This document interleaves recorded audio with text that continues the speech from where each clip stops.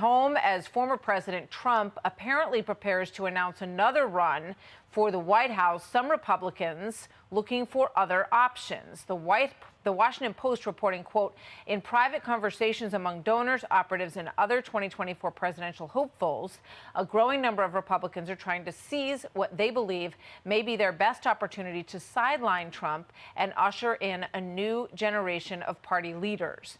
Other hopefuls include Florida Governor Ron DeSantis, former New Jersey Governor Chris Christie, former Vice President Mike Pence, Virginia Governor Glenn Youngkin, former Secretary of State Mike Pompeo, former UN Ambassador and South Carolina Governor Nikki Haley, former Maryland Governor Larry Hogan, and South Carolina Senator Tim Scott.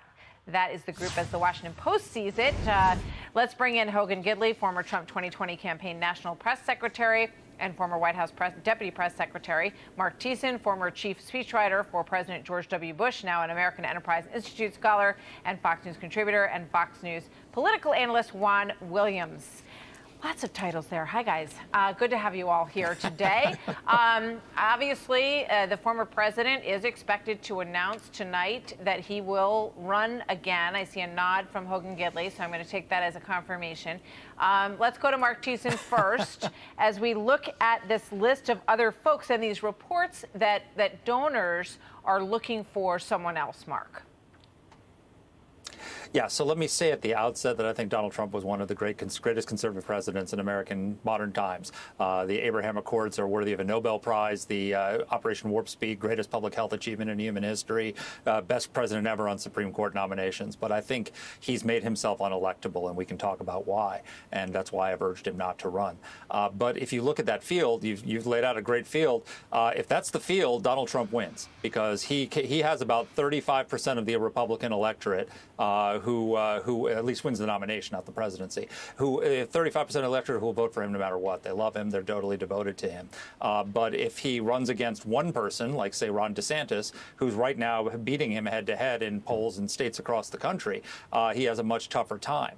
And I think he's made a major strategic blunder, which was attacking Ron DeSantis, because it's one thing to go after Liz Cheney, because MAGA world hates Liz Cheney, and they cheer when he does that. But MAGA world loves Ron DeSantis. He's carried on that agenda in Florida in a way that has enlivened the hearts of Republicans and delivered the biggest bright spot on a very dark day on Tuesday night. And then Trump goes around and attacks him, the guy who says he's only a counterpuncher, but then does a preemptive attack on Ron DeSantis. That's a big mistake, and I think it's hurt him. All right, here's Ron DeSantis asked about the former president's big announcement. Watch. You know, one of the things I've learned in this job is when you're leading, when you're getting things done, yeah, you take incoming fire. We focused on results and leadership, and you know, at the end of the day, I would just tell people to go check out the scoreboard from last Tuesday night. Bit of a sting there, Hogan. In that last line, just look at the scoreboard from Tuesday night. Ron DeSantis had an enormous night. So did Marco Rubio, winning by 16 and 20 points. And the candidates that the former president supported did not do well, including Kari Lake, who just lost her race in Arizona last night. Well, there were a few that lost, Martha, yeah, but a vast majority of his handpicked candidates actually won.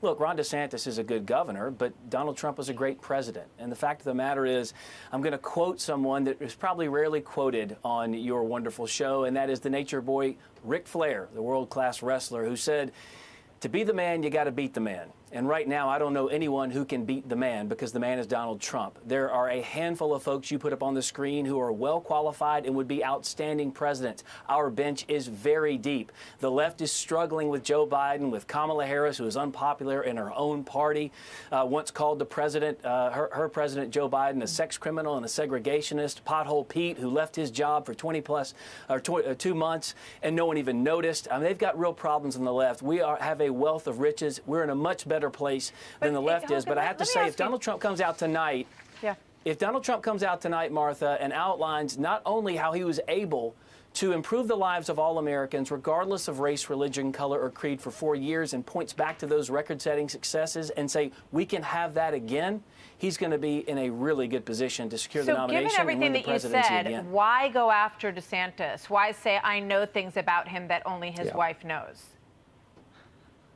Look, I think the time for politics starts a lot earlier for presidential politics than ever before. We obviously know that there are people out there who want DeSantis to be the nominee. We know people who are supporting Nikki Haley. We know people who are supporting Mike Pompeo, even Mike Pence at this point.